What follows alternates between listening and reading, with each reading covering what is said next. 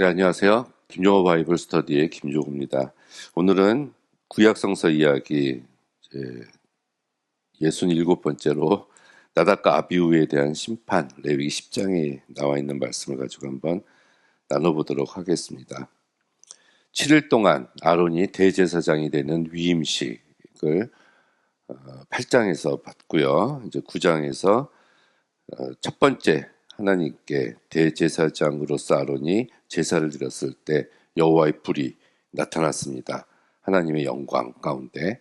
그런데 그 나타났었던 하나님의 영광이 오늘 레위기 10장에서 나답과 아비후의 잘못된 깨끗하지 못한 예배로 인해서 오히려 그 불이 하나님의 영광을 나타내셨던 불이 심판의 불로 변해서 그 두 사람이 죽임을 당하는 그런 이야기예요.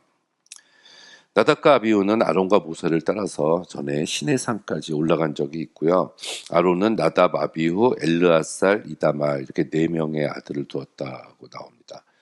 나답과 아비후가 죽었기 때문에 이 뒤에 이스라엘 역사를 보니까 엘르앗살과 이다말의 후손들이 대제사장이 돼서 그 식을 수행하는 것을 구약성서 곳곳에서 우리들이 살펴볼 수가 있어요. 불이 여호와 앞에 나와서 그들을 삼켰다. 이렇게 이야기하는데 한마디로 말하면 불순종했다. 그러니까 하나님의 말씀을 듣지 않았다라고 볼 수가 있습니다. 그런데 이 불이 바로 앞에서는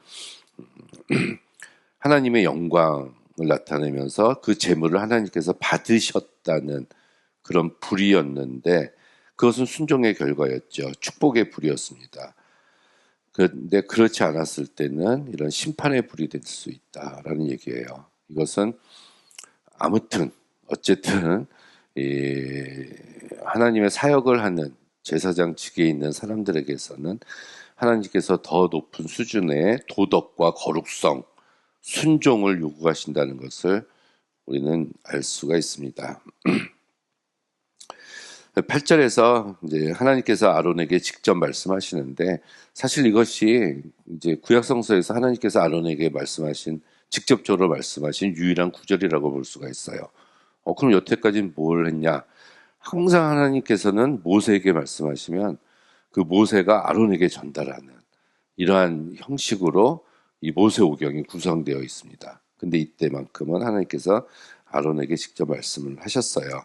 그것은 두 아들이 치명적인 실수에 죽임을 당했음에도 불구하고 하나님께서는 아직까지 아론을 인정하시고 그의 대제사장직을 수행하는 것에 대해서 하나님께서 허락하셨음을 의미한다고 볼 수가 있습니다.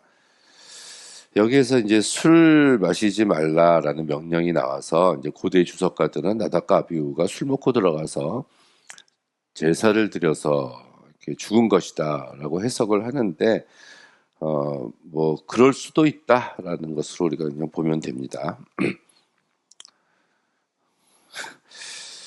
아무튼 여기서 제사장의 임무는 하나님께서 규정을 해주셨는데 두 가지였어요. 제사 드리는 일과 또 하나는 백성들을 가르치는 일이었습니다. 그래서 10절에 보니까 거룩하고 속된 것을 분별하며 부정하고 정한 것을 분별하라.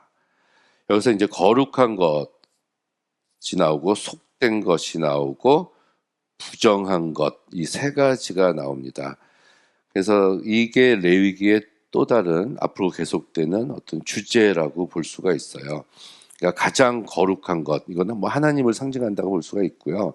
이 속된 것은 뭐 일반 백성들이고 부정한 것은 죄를 지은 거라고 얘기가 볼 수가 있겠죠. 그래서 우리들 속한 사람들은 속된 것, 매일 삶 속에서 정상적으로 일상적으로 사용하고 있는 우리들은 항상 이제 거룩한 것을 향해서 나가야 되는데 우리가 여기서 죄를 지면은 바로 이 부정한 것으로 내려갈 수 있다는 거예요. 그래서 이 세 가지 단계를 레위기에서는 규정을 좀 하고 있습니다. 그래서 이 중간에 있는 속된 것이 본질적으로 부정한 것을 의미하지는 않아요. 하지만 정결한 것이 되기 위해서는, 거룩한 것이 되기 위해서는 정결의 과정을 거쳐야 됐어요. 그래서 의식적으로 부정한 상태에 있는 사람은 이 거룩한 하나님의 성소에 당연히 들어갈 수가 없었죠. 가까이 갈 수가 없었죠. 그래서 이런 것들을 가르치는 교사의 역할을 했었던 것이 이 제사장의 역할인데, 이 이야기들을 여기서 몇 구절 하고 있습니다. 그러면서 이제 제사장에게 허락된 부분 어떤 것을 먹으라, 이런 말씀을 하면서 이것이 이제 끝나는 것을 볼 수가 있습니다. 나답과 아비후가 구체적으로 어떠한 불순종의 죄를 지었는지 그 죄의 목록에 대해서 열거하고 있지는 않습니다. 다만 전체적인 맥락에서 볼 때 질서 있게 드리지 않고 정결하게 하나님께 예배드리지 않고 하나님 말씀에 불순종했을 때 아주 거룩이 요구되는 제사장으로서의 직무를 감당하지 못했을 때 엄격한 기준에 의해서 하나님의 심판을 받았다라는 것을 우리는 볼 수가 있습니다. 이게 이제 주인의 뜻을 알고도 예비치 아니하고 그 뜻대로 행치 아니한 종은 많이 맞을 것이요. 선생은 많이 맞는다. 알지 못하고 맞을 일을 행한 종은 적게 맞으리라. 보통 사람들이죠. 무릇 많이 받은 자에게는 많이 찾을 것이요. 많이 맡은 자에게 많이 달라 할 것이다. 선생 되지 말라. 장로 되지 말라. 이런 말씀입니다. 누가복음에 나오는데요. 이제 많이 맡은 자에게는 하나님께서 많이 요구하신다는 것이 바로 이 레위기 10장의 나답과 아비후의 말씀에 적용해 볼 수 있는 구절이 아닌가 생각을 합니다. 그 선생된 우리가 더 큰 심판을 받을 줄 알고 많이 선생되지 말라. 야고보서에 나오는 말씀인데요.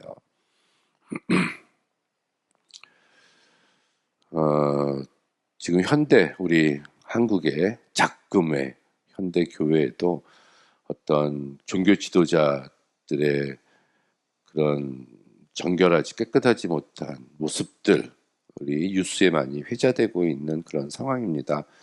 하나님 앞에서 굉장히 부끄럽고 교회에 많은 문제가 사실은 이 종교 지도자들인 목회자에게 있다고 저는 생각을 합니다. 성도들보다도. 그래서 목회자들이 먼저 하나님 앞에 회개하고 이 레위기 8장, 9장, 10장에서 하나님께서 요구하시는 이 거룩의 수준에 도달해야만 되지 않을까. 성적으로, 물질적으로, 도덕적으로, 윤리적으로 이게 흠이 없는 그러한 목회자, 지도자, 목사가 되어야 된다고 저부터 회개를 합니다. 이 세상 나라와 하나님 나라의 기준이 틀리고 평가 방식도 아주 다르다는 것을 우리는 알 수가 있습니다. 제가 어제도 글을 하나 올렸는데 하나님 나라의 속성과 세상 나라의 속성은 다른데 우리 그리스도인들은 이 세상을 사는 사람이 아니라 거룩한 하나님의 나라를 갈 것을 저희들이 소망하면서 이 세상 나라에서 살고 있는 거예요. 근데 하나님 나라를 가는 기준은 우리가 이 세상에서 어떻게 살았냐는 거에 따라서 가는 거죠. 이 땅에서 어떻게 살아야 되는가에 대해서 하나님께서는 이 성경이라는 하나님의 말씀을 통해서 이 땅에 어떻게 살아야 될 것을 충분히 말씀하고 가르치고 계십니다. 복음서에 나오는 예수님의 말씀들 다 그렇죠. 우리가 문자주의적으로 해석하는 사람들을 근본주의자라고 이야기를 하고 성서를 잘못 해석한다. 문자적으로 그대로 하는 사람들이다라고 비판을 하는데 그 근본주의자, 문자주의자들이 복음서에 나오는 예수님의 말씀, 원수를 사랑하라, 형제를 사랑하라 그런 것들은 왜 문자적으로 근본적으로 지키지 않는지 모르겠어요. 물론 그들뿐만이 아니라 모든 그리스도인들이 무서운 두려운 마음으로 하나님의 말씀을 순종을 해야 되겠죠. 아무튼 이런 말씀도 있지만 저는 모든 그리스도인들이 하나님 앞에서 제사장이라고 생각을 하는 침례교인, 침례교 목사입니다. 그래서 목사님 큰일 났네 뭐 이렇게 생각하지 마시고 우리 모두 큰일 났다 이렇게 생각하는 시간이 되기를 바랍니다. 네, 감사합니다.